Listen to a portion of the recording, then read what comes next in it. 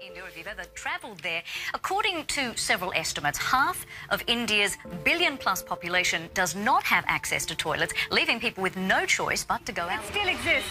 You can see it every day here on the streets of Mumbai. 130 million households lack toilets in India. And according to Human Rights Watch, hundreds of thousands of low-caste Indians clean excreta from open toilets, drains, manholes and gutters.